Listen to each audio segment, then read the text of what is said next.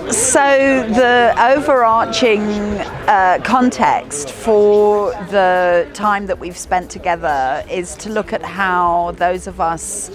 who are trying to promote the liberal values of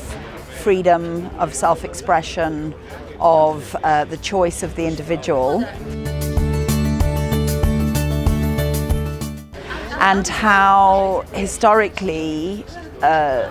people promoting those values, liberal values, have relied heavily on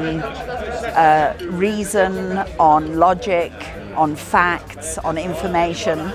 And it's not to say that those things aren't essential and important, because they are, but it seems as though what's happened is there's become an overdependence on giving people the facts and giving people information, as if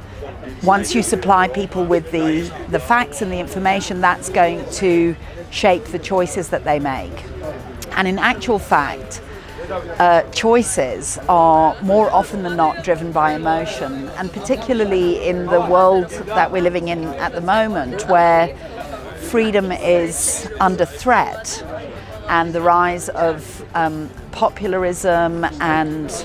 the political parties and organizations that exist in the more extreme directions of right or left seem to have this capacity to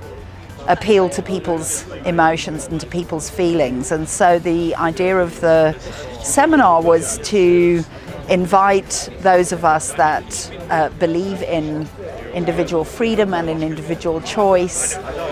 can find a way to leave our comfort zone of logic and reasoning, and instead discover how we can appeal to not just the minds of people but to their hearts as well. And what we were looking at was how we can do that through all the various forms of art that there are. So what the groups have been experimenting with is all the different art forms, and one of the things that I found very interesting speaking to the facilitators of the different groups, one of the first ideas that came out was this idea that historically art is considered to be not for the masses, so almost something that is separate from ordinary life. And what the various groups have been experimenting with and discovering is how can we use all the different art forms